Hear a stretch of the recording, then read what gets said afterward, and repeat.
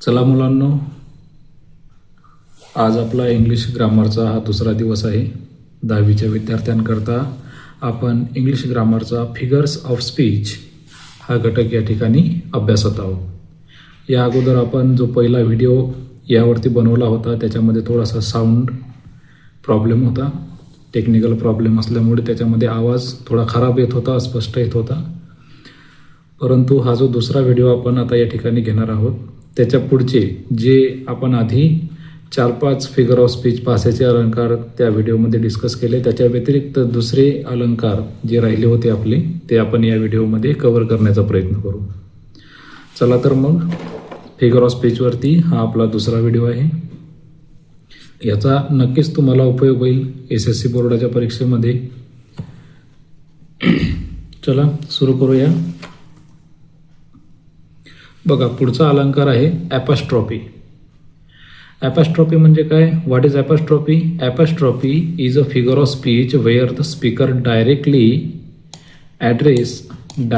address an absent person, an abstract idea, or an inanimate object as if it were present and capable of responding.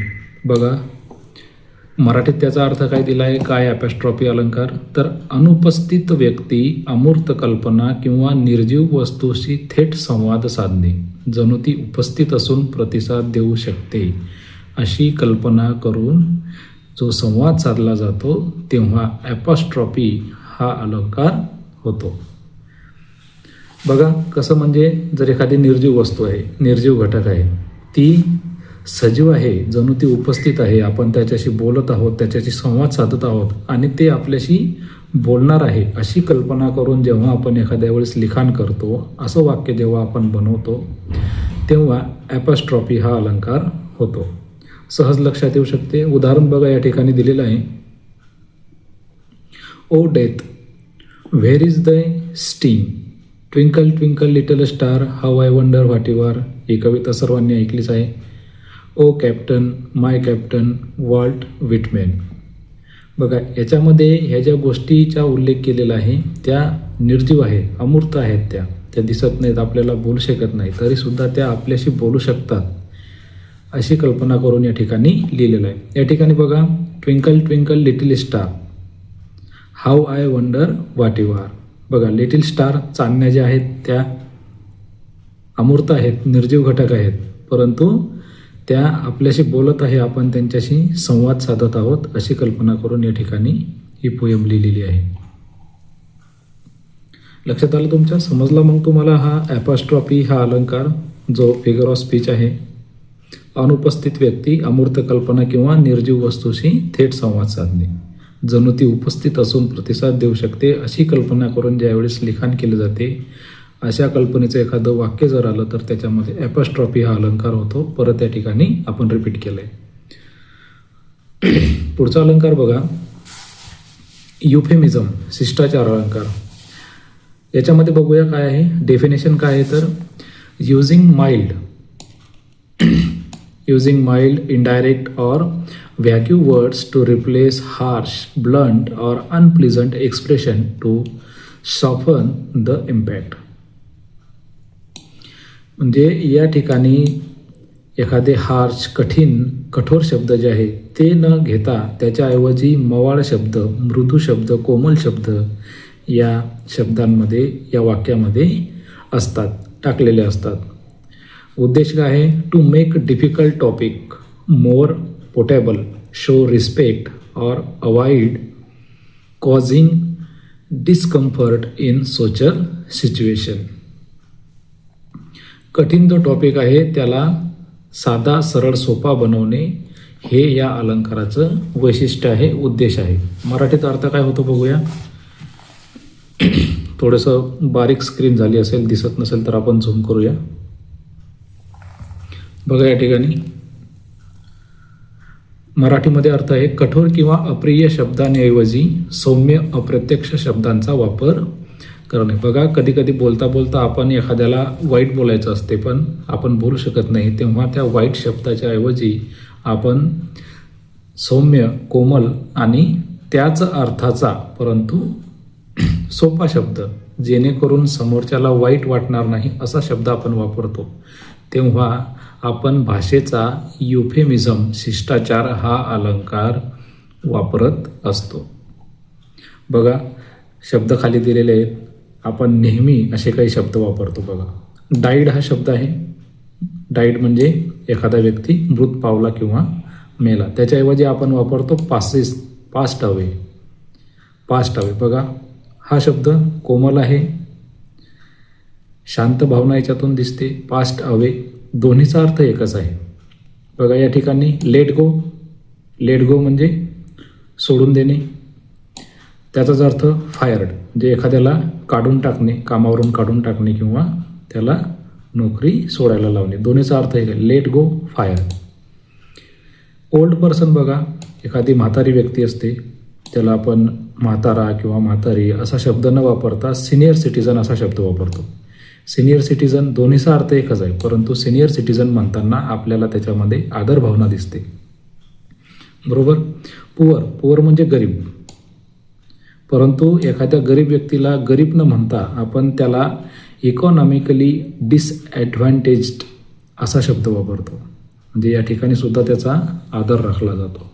म्हणजे असे काही शब्द आहे ज्याच्यामुळे समोरच्या व्यक्तीला जर त्रास होत असेल तर त्याच अर्थाचे दुसरे कोमल शब्द आपल्याला वापरायचे असतात. असे शब्द जेव्हा आपण वापरतो तेव्हा युफेमिझम हा फिगर ऑफ स्पीच आपल्याला पाहायला मिळतो.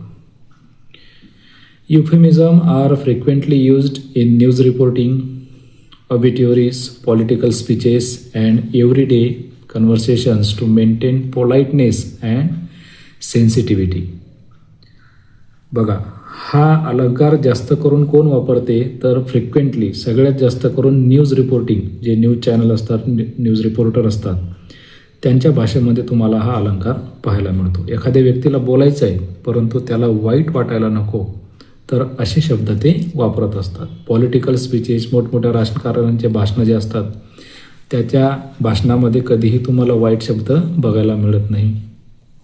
असे पोलाइटनेस म्हणजे शांतता, प्रिय आणि सेन्सिटिव्हिटी दाखवणारे शब्द आपल्याला पाहायला मिळतात. पुढे बघा, पुढचा अलंकार बघूया. अँटिथेसिस. पुढचा अलंकार आहे अँटिथेसिस, विरोधाभास अलंकार. बघा, एक वाक्य असते, सगळं सोपं सांगतो तुम्हाला. एखादं वाक्य असते, त्या एकाच वाक्यामध्ये दोन विरुद्ध अर्थाचे शब्द वापरलेले असतात. असे शब्द जेव्हा तुम्हाला दिसतात त्या वाक्यामध्ये त्यावेळेस अँटिथेसिस, विरोधाभास हा अलंकार होतो. Antithesis is the juxtaposition of contrasting ideas in balanced phrases or clauses to create emphasis, rhythm and memorable impact. तीन मुख्य घटक आहे या अँटिथेसिसचे. काय कारण आहे तर contrasting ideas, to opposing concept place side by side. Idea construct केलेले असतात, त्याच्यामध्ये दोन घटक जे आहेत, दोन ऑपोजिट वर्ड, दोन opposite concept side by side वापरलेले असतात त्याच वाक्यामध्ये मागे पुढे. दुसरा उद्देश आहे बॅलन्स स्ट्रक्चर. त्या वाक्याचं जे स्ट्रक्चर आहे ते बॅलन्स केलं जाते, व्यवस्थित, साधं, सरळ, सोपं बनवलं जाते. पॅरल grammatical construction enhance the effect. Grammatical त्याचं जे स्ट्रक्चर आहे ते एनहान्स केलं जाते, व्यवस्थित केलं जाते. Powerful impact. अँटिथेसिसमुळे त्या वाक्यामध्ये एक पॉवरफुल इम्पॅक्ट पडतो. मेमोरेबल, क्रिएट्स मेमोरेबल म्हणजे विस्मरणीय, अविस्मरणीय काही घटना जर आपल्याला सांगायच्या असतील त्या वाक्यांमधून तर आपण अँटिथेसिस अलंकार वापरू शकतो. थॉट प्रोव्होकिंग स्टेटमेंट्स आपण त्याच्यामध्ये वापरू म्हणजे तयार करू शकतो अँटिथेसिस अलंकार वापरून. बघा, एक अ टेल ऑफ टू सिटीज या स्टोरीमधलं चार्ल्स डिकिन्स यांचं एक वाक्य आहे. बघा, उदाहरणासाठी आपल्याला दिलेलं आहे. It was the best of times, it was the worst of time. बघा, या ठिकाणी बेस्ट म्हणजे चांगले आणि वर्स्ट म्हणजे वाईट, खूपच वाईट. बेस्ट आणि वर्स्ट हे दोन्ही शब्द एकमेकाच्या विरुद्ध आहे, अँटोनिम आहे दोन्ही, बेस्ट आणि वर्स्ट. बेस्ट म्हणजे सर्वोत्तम आणि वर्स्ट म्हणजे सगळ्यात वाईट, असे हे दोन शब्द आहे. या वाक्यामध्ये दोन्ही शब्द आले, बेस्टही शब्द आलेला आहे आणि वर्स्टही शब्द आलेला आहे. म्हणजे असे दोन विरोधी अर्थाचे शब्द जेव्हा वाक्यामध्ये येतात इंग्रजी वाक्यामध्ये, तेव्हा अँटिथेसिस म्हणजे विरोधाभास हा अलंकार होतो, हे आपल्याला समजलं पाहिजे. मराठीमध्ये तेच दिले बघा, विरोधी कल्पना समतोल वाक्यात जवळ ठेवून प्रभावी व संस्मरणीय विधान तयार करणे, त्याला आपण म्हणतो अँटिथेसिस अलंकार. Figures of speech. दोन विरोधी संकल्पना सांगितल्या जातात, जसं की या ठिकाणी बेस्ट आहे आणि या ठिकाणी वर्स्ट आहे. एकच वाक्य आहे परंतु दोन विरोधी अर्थाचे शब्द त्या ठिकाणी वापरलेले आहे. पुढचा अलंकार बघूया, ऑक्सिमोरॉन. पुढचा अलंकार आहे ऑक्सिमोरॉन. हा सुद्धा थोडा थोडा अँटिथेसिस सारखा आहे, म्हणजे विरोधी अर्थाचा जो आपला मागचाच आपण आता अलंकार बघितला त्यासारखाच हा अलंकार आहे. बघा, विरोधाभासी शब्दसमूह, त्याच्यामध्ये शब्द येतात, त्याच्यामध्ये शब्दसमूह येतात.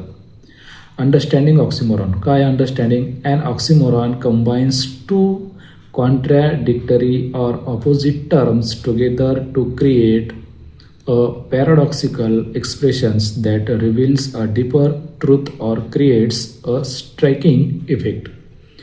दोन विरोधी शब्द एकत्र करून नवीन विरोधाभासी पण अर्थपूर्ण अभिव्यक्ती निर्माण करणे. बघा, दोन्ही जे अलंकार आहे जवळपास सारखेच आहे. बघा, या ठिकाणी काही शब्द आपल्याला दिलेले आहेत. Deafening silence, deafening silence. Bitter sweet, living dead, open secret. बघा, मागच्या अँटिथेसिसमध्ये आणि ऑक्सिमोरॉनमध्ये काय फरक आहे, तर त्याच्यामध्ये दोन शब्द विरुद्ध अर्थाचे येत होते, बरोबर. एक शब्द अगोदर येत होता, त्याचा विरुद्धार्थ शब्द नंतर पुढच्या वाक्यामध्ये येत होता. परंतु या ठिकाणी बघा, हे दोन शब्द मिळून एक शब्द समूह तयार झाला, परंतु याच्यातला हा जो पहिला शब्द आहे डिफिनिंग, हा सायलन्सचा विरुद्धार्थ शब्द आहे. याच्यामध्ये बघा, बिटर स्वीट, बिटर हा स्वीटचा विरुद्धार्थी शब्द आहे. म्हणजे हे दोन्ही शब्द याच्यामध्ये जवळ आले, लागूनच आले. विरोधाभासमध्ये बघा, आपण बघूया मागे अँटिथेसिसमध्ये काय होतं, बेस्ट पहिल्या वाक्यामध्ये आला होता, त्याच्यानंतर कॉमा देऊन जेव्हा दुसरं त्याच वाक्याचं पूरक वाक्य जेव्हा सुरू झालं त्याच्यानंतर वर्स्ट हा शब्द आला. पुढे जवळ आले का ते नाही. परंतु ऑक्सिमोरॉन हा जो शब्दसमूह आहे, ऑक्सिमोरॉन हा जो भाषेचा अलंकार आहे, या ठिकाणी हे बघा, हे जे दोन्ही विरुद्ध अर्थाचे शब्द आहे हे एकमेकांच्या जवळ आलेले आहेत, लागोलाग आलेले आहे, एकमेकांना लागून आलेले आहेत. बिटर स्वीट. Living dead. बघा, लिव्हिंग आणि डेड दोन्ही विरुद्धार्थी शब्द आहे. ओपन सिक्रेट दोन्ही विरुद्धार्थी शब्द आहे. परंतु हे दोन जर एकत्र आले तर याचा तिसरा अर्थ वेगळा निघतो बरं का, म्हणून यांना शब्दसमूह म्हटले जाते. बघा, क्रुएल काइंडनेस. Organised chaos. पहिला शब्द हा दुसऱ्या शब्दाचा विरुद्धार्थी शब्द आहे, परंतु दोन्ही कसे एकत्र येऊन त्यांनी एक शब्दसमूह बनवला. जसं की आपल्याला एक वाक्यप्रचार असतो मराठीमध्ये किंवा इंग्रजीमध्ये, तसाच एक शब्दसमूह त्यांनी बनवला, दोन शब्द एकत्र येऊन आणि एकमेकांना लागूनच आले ते. आणि पहिला शब्द हा दुसऱ्या शब्दाचा विरुद्धार्थी शब्द असतो. असं जेव्हा वाक्य आपल्याला पाहायला मिळते, एखाद्या वाक्यामध्ये असा शब्दसमूह पाहायला मिळतो, तेव्हा ऑक्सिमोरॉन हा भाषेचा अलंकार, फिगर ऑफ स्पीच होतो. हे आपल्याला ओळखता आलं पाहिजे, कन्फ्यूज व्हायचं नाही अँटिथेसिसमध्ये आणि ऑक्सिमोरॉनमध्ये. चला बघूया पुढचा प्रकार. पुढचा जो फिगर ऑफ स्पीच आहे तो आहे एपिग्राम, सूक्ष्म वाक्य. बघा, एपिग्राम म्हणजे काय, अगोदर आपण मराठीत स्पष्टीकरण बघूया त्याचं काय आहे. तर एक विनोदी, संक्षिप्त आणि अनेकदा विरोधाभासी विधान जे खोल सत्य प्रकट करते, हे बुद्धिमत्तेने लिहिलेले लहान आणि संस्मरणीय वाक्य असते. बघा, याच्यामध्ये विनोद असतो. शॉर्टकटमध्ये वाक्य दिलेलं असते. विनोद म्हणजे एक हास्यास्पद घटना आणि अनेकदा विरोधाभासी असते. याच्यामध्ये सुद्धा विरोधाभास सांगितलेला असतो. खोल सत्य प्रकट करत असते एखादे वाक्य हे. त्याच्यामध्ये आपल्याला लेखकाची बुद्धिमत्ता दिसून येते आणि ते संस्मरणीय असते. बघा, एखादं वाक्य बघूया आपण. ऑस्कर वाइल्ड यांनी लिहिलेलं आहे. I can resist everything except temptation. I can resist everything except temptation हे वाक्य आहे. दुसरं वाक्य बघा. Experience is the name everyone gives to their mistakes. Experience is the name everyone gives to their mistakes. If you can't explain it simply, you don't understand it well enough. Albert Einstein यांचं हे वाक्य आहे. बघा, हे आपल्याला शॉर्टकटमध्ये सोपे सोपे शब्द, सोपं वाक्य जरी वाटत असलं त्याच्यामध्ये तरी एक सखोल अर्थ दडलेला असतो. बरोबर. बघा, जसं हे मधलंच वाक्य घ्या. Experience is the name everything gives to their mistakes. आपण म्हणतो की अनुभव हा आपला सर्वात मोठा गुरु आहे. अनुभवातून माणूस शिकत असतो. त्याच्याच पलीकडे आपण असं म्हणतो की चुका पण शिका, चुकत चुकत शिका. हे वाक्याचा अर्थ जर आपल्याला पाहायचा असेल तर वाक्याचा अर्थ काय सांगतो आपल्याला की experience is the name. Experience हे असं नाव आहे जे इतरांनी त्यांच्या चुकांना दिलेलं आहे. म्हणजे व्यक्ती जो चुका करतो त्या चुकांना तो त्याचा अनुभवाचं नाव देतो. कशाचं नाव देतो? अनुभवाचं. चला, चुकलं तर चुकलं पण मला अनुभव तर आला असं म्हणतो आपण. म्हणून मिस्टेक, एक्सपिरियन्स म्हणजे काय तर लोकांनी त्यांच्या चुकांना दिलेलं नाव आहे. हे वाक्य बघा. If you can't explain it simply you don't understand it well enough. जर तुम्ही एखादी गोष्ट एक्सप्लेन करू शकत नसाल तर तुम्हाला ती व्यवस्थित समजली नाही किंवा तुम्हाला समजणार नाही असा अर्थ या वाक्याचा आहे. वाक्य छोटं आहे पण त्याच्यामध्ये अर्थ खूप सखोल असतो. बघा, कॅरेक्टरिस्टिक ऑफ एपिग्राम.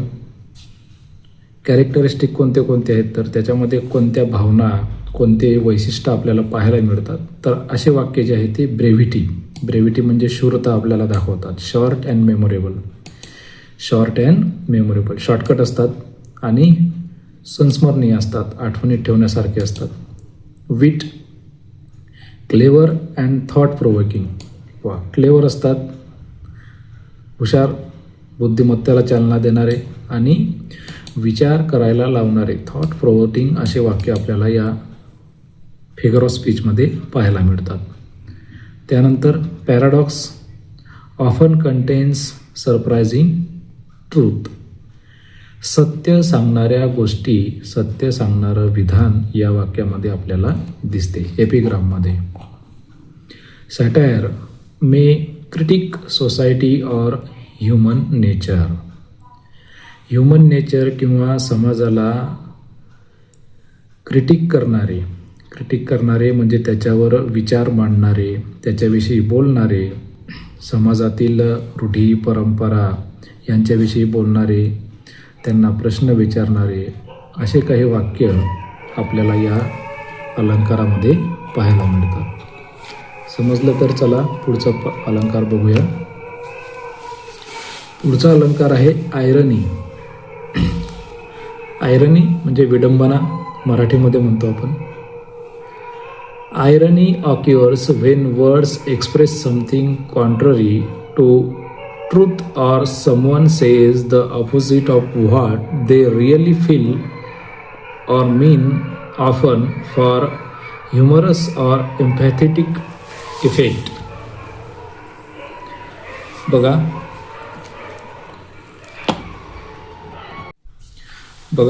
पुढचा अलंकार आहे आयरनी. आयरनी म्हणजे विडंबना. काय आयरनी म्हणजे काय? Irony occurs when words express something contrary to truth or someone says the opposite of what they really feel or mean, often for humorous or emphatic effect. बघा, आयरनी म्हणजे असा अलंकार आहे जेव्हा आपल्याला एखाद्याला बोलायचं असते परंतु खरं न बोलता आपण त्याच्या विरुद्ध किंवा एखादा दुसरा शब्द वापरतो. जे आपल्याला बोलायचं आहे ते बोलायचं नाही परंतु त्याच्यातून त्याची टिंगल टवाळकी करायची असं आपण बोलतो कधी कधी, तेव्हा आयरनी अलंकार होतो. म्हणजे कसं बघा, एखादा व्यक्ती किंवा एखादा आपला मित्र जर थोडासा आगाऊपणा करत असेल, बरोबर, तर आपण त्याला आगाऊ न म्हणता आपण काय म्हणतो, तू न गड्या तू तर लय हुशार माणूस आहे रे, असं म्हणतो आपण. म्हणजे त्याला आगाऊ न म्हणता आपण त्याला हुशार म्हणतो पण आपला अर्थ बोलायचा वेगळाच असतो. तेव्हा त्या वाक्यामध्ये आयरनी हा फिगर ऑफ स्पीच आपण बनवत असतो. बघा, आयरनीचे 2 किंवा 3 प्रकार पडतात या ठिकाणी. एक आहे वर्बल आयरनी, सिच्युएशनल आयरनी आणि ड्रॅमॅटिक आयरनी. एक एक प्रकार बघूया. वर्बलमध्ये saying one thing but meaning the opposite. आपल्याला म्हणायचं एक असते परंतु त्याचा अर्थ विरुद्ध असतो. जे म्हणायचं आहे आपल्याला त्याच्या विरुद्ध आपण बोलतो. उदाहरण बघा इंग्लिशमध्ये, what a pleasant day during a storm. किती आनंददायी दिवस आहे हा, पण कशामध्ये, ड्युरिंग अ स्टॉर्म. म्हणजे एखादं वादळ आलेलं आहे आणि वादळ सुरू आहे जोरात आणि त्याच्यामध्ये तुम्ही म्हणत आहे की प्लिझंट डे आहे. कसा आहे, आनंददायी दिवस आहे. दोन्ही घटना वेगवेगळ्या आहे. जर एखादं उदाहरण सुटलं आहे, वारा आला आहे, वादळ सुरू आहे, तर त्याच्यामध्ये एखादा व्यक्ती आनंदी कसं काय असू शकतो. दोन्ही गोष्टी ज्या आहेत त्या विरुद्ध आहेत. म्हणून त्या ठिकाणी हा व्हर्बल म्हणजे शाब्दिक आयरनी हा अलंकार या ठिकाणी झालेला आहे. सिच्युएशनल आयरनी परिस्थितीनुसार बघा, when the opposite of what's expected happens. Example बघा, a fire stations burn down. A fire stations burns down. एखादी परिस्थिती अशी येते की ती विरुद्ध घडते. जसं की फायर स्टेशन आहे बघा, फायर स्टेशन म्हणजे अग्निशामक दल. ते काय काम करते, आग विझवण्याचं काम करते. परंतु त्या फायर स्टेशनलाच आग लागली. बघा, परिस्थिती वेगळी झाली, विरुद्ध झाली.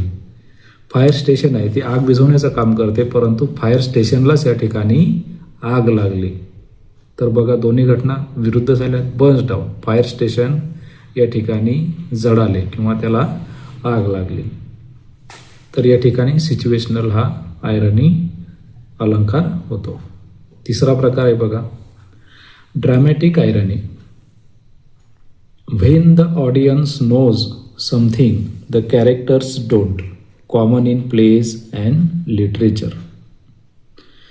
व्हेन द ऑडियन्सला जेव्हा काही गोष्ट किंवा कॅरेक्टर्स माहीत नसतात किंवा जेव्हा नाटकामध्ये किंवा लिटरेचरमध्ये, साहित्यामध्ये त्याला माहीत नसते की कोणतं कॅरेक्टर समोर प्ले करत आहे, बरोबर, किंवा साहित्यामध्ये कोणता अर्थ आहे आणि तर त्याचा तो वेगळाच अर्थ काढतो, वेगळाच अर्थ समजतो, तेव्हा ड्रॅमॅटिक आयरनी हा अलंकार होतो. मराठीत बघूया काय व्याख्या दिली तर, अर्थाच्या विरुद्ध काहीतरी म्हणणे. बघा, म्हणजे जो अर्थ आपल्याला पाहिजे किंवा ज्या अर्थाने आपल्याला बोलायचं आहे त्याच्या विरुद्ध बोलणे किंवा अपेक्षेच्या विरुद्ध काहीतरी घडणे. सहसा विनोद, जोर देणे किंवा टीका करण्यासाठी वापरले जाते. कॉमेडी म्हणून आपण एखाद्याला टोमणे मारतो तेव्हासुद्धा आयरनी हा अलंकार होतो. लक्षात आलं तुमच्या? बघा, पुढचा जो अलंकार आहे तो आहे पण, शब्दक्रीडा.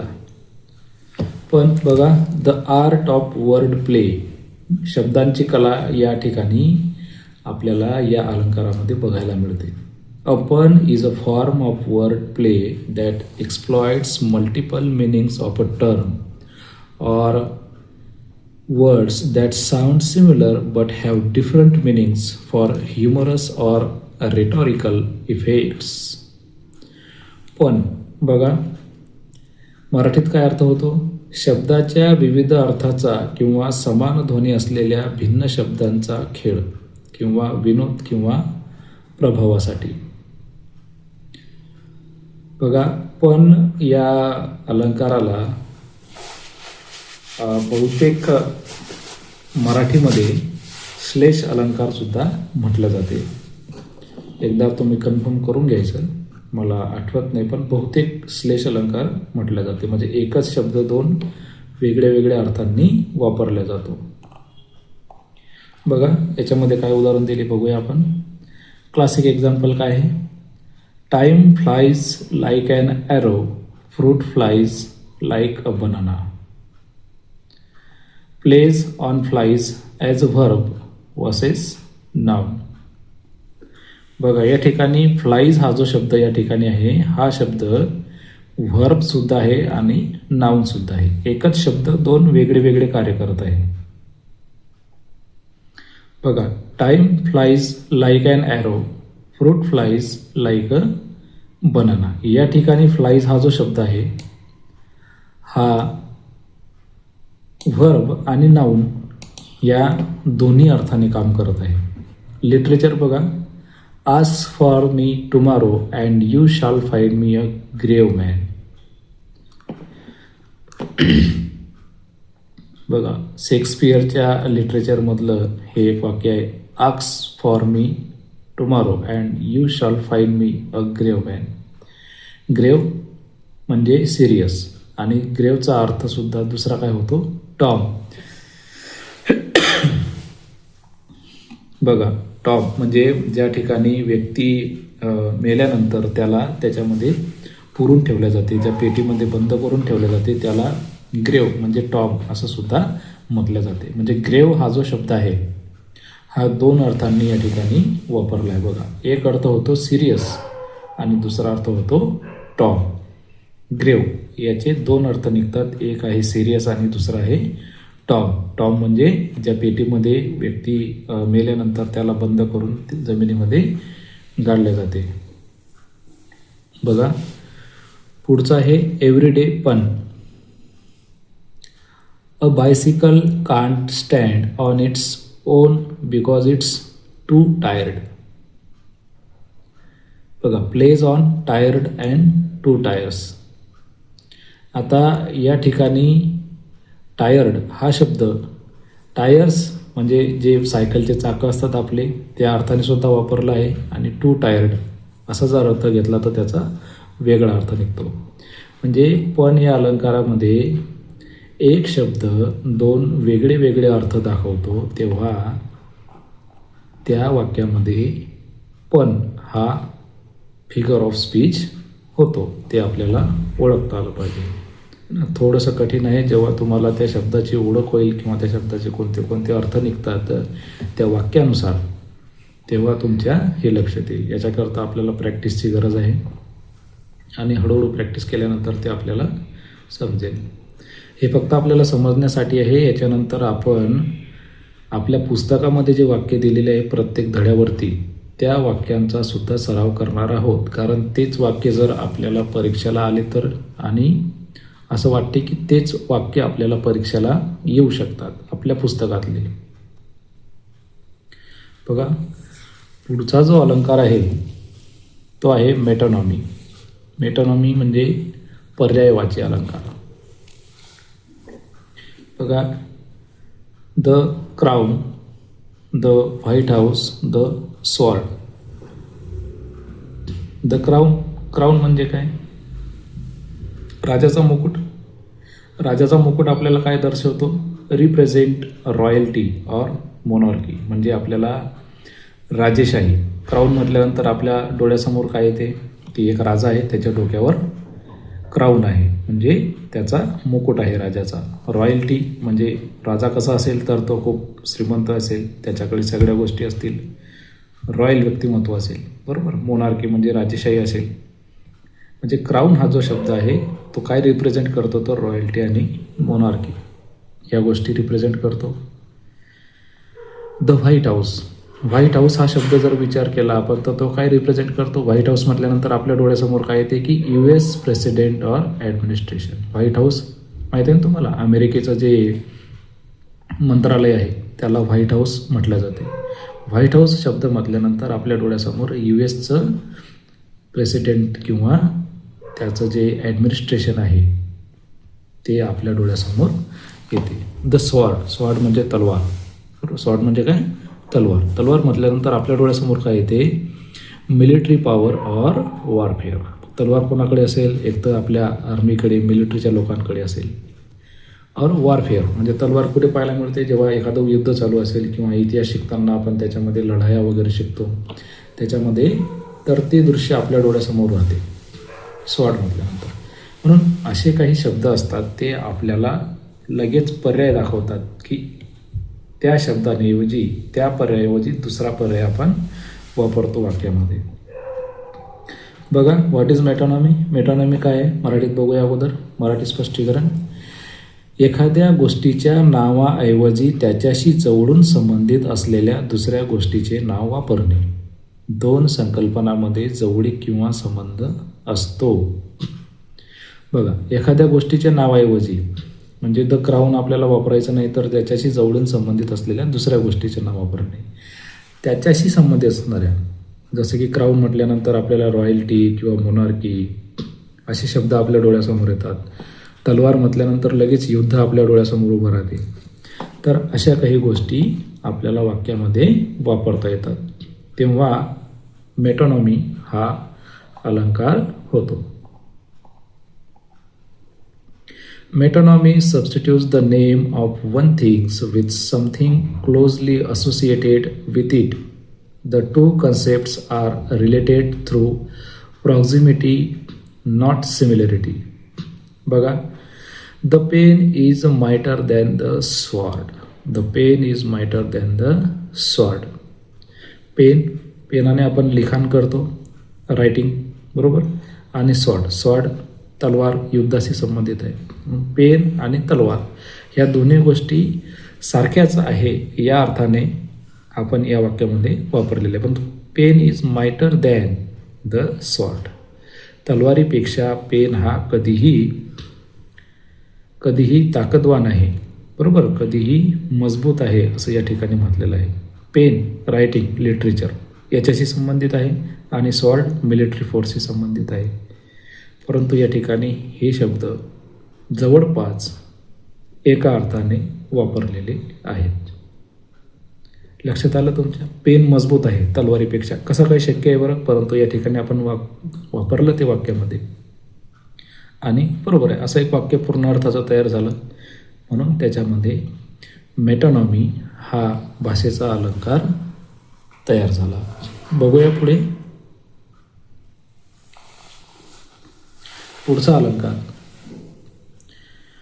पुढचा अलंकार आहे सेनेक्डोट, अंश प्रतीक. बघूया, एक शॉर्टकट भाग असतो याच्यामध्ये दिलेला एखाद्या वाक्याचा. पार्ट ऑफ होल म्हणजे एखादं पूर्ण वाक्य आहे तर त्याचा छोटासा. All hands on deck. Hands म्हणजे सेलर्स या अर्थाने सुद्धा या ठिकाणी वापरला जातो. All hands on deck. Whole for part. America on the match. America म्हणजे पूर्ण अमेरिका नाही, अमेरिकेची टीम, US टीम. बघा, आपण म्हणतो ना भारताची टीम, भारत मॅच जिंकला म्हणजे पूर्ण मॅच जिंकला का नाही, फक्त एकच भारताची एक टीम जी आहे ती मॅच जिंकली. त्याच पद्धतीने हे वाक्य या ठिकाणी America on the match. America team न वापरता त्यांनी अमेरिका हा एकच शब्द या ठिकाणी वापरलेला आहे. स्पेसिस फॉर जीनस या अर्थाने सुद्धा वापरला जातो. Give us our daily bread. बघा, ब्रेड म्हणजे एकच ब्रेड नाही, ब्रेड म्हणजे पूर्ण जेवण, फूड. जसं की आपण जर पाहिलं की पाश्चिमात्य देशामध्ये अमेरिका, इंग्लंड वगैरे, ऑस्ट्रेलिया, तर या देशामध्ये ब्रेड म्हणजे ब्रेडला जेवण म्हटलं जाते, पूर्ण जेवण म्हटलं जाते. म्हणून या ठिकाणी ब्रेड हा शब्द जरी आला तरी ब्रेड आपण शब्दशः अर्थ नाही घ्यायचा. Give us our daily bread. आम्हाला आमचा रोजचा ब्रेड द्या म्हणजे काय, आम्हाला आमचे रोजचे जेवण द्या. तर हा पूर्ण अर्थाने या ठिकाणी वापरलेला आहे. Material for object. Nice wheels. बघा, नाईस व्हील्स या ठिकाणी कार या शब्दाने वापरलेला आहे. बघा, व्हील्स कोणाला असतात? कार्सला. म्हणून nice wheels. Material for object पदार्थासाठी या ठिकाणी वापरलेला आहे. Nice wheels. नाईस चाकं चांगले असं म्हणायचं नाही, तर व्हील्स म्हणजे काय, व्हील्सचा अर्थ या ठिकाणी होतो कार चांगली आहे. बघा काय आहे मग सिनेक्टो. मराठीत अर्थ बघूया. संपूर्णाचे प्रतिनिधित्व करण्यासाठी भागाचा वापर किंवा भागाचे प्रतिनिधित्व करण्यासाठी संपूर्णाचा वापर करणे. कधी कधी त्या वाक्याचा किंवा त्या गोष्टीचा एखादा छोटासा भाग वापरणे किंवा एखाद्या छोट्याशा गोष्टीचा पूर्ण भाग वापरणे. तुम्ही एखादा छोटासा शब्द घ्या, तो वापरा वाक्यामध्ये, तो मग पूर्ण समूहाचे प्रतिनिधित्व करेल. जसं की टीम आहे, टीम म्हटलं तर इंडियाची टीम, ऑस्ट्रेलियाची टीम, म्हणजे पूर्ण ऑस्ट्रेलिया देशाचं ते प्रतिनिधित्व करते. याप्रमाणे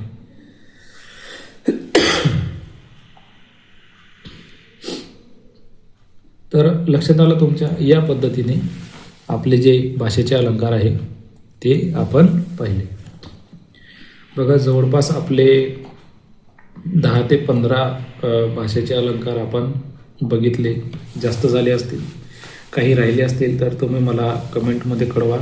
ते आपण परत घेऊया. आपल्या पुस्तकात जर काही नवीन असतील तर ते बघून आपण परत बघूया. तर याचा तुम्ही व्यवस्थित अभ्यास करा, लिहून ठेवा, नोट्स काढा चांगले. त्याचा नक्कीच आपल्याला परीक्षेमध्ये फायदा होईल. व्हिडिओ आवडला तर नक्कीच लाईक शेअर करा. काही जर चुका याच्यामध्ये झालेल्या असतील तर त्यासुद्धा कमेंटमध्ये कळवा. तर या ठिकाणी आपण थांबूया. गुड नाईट सर्वांना. Thank you so much. Like and share, subscribe.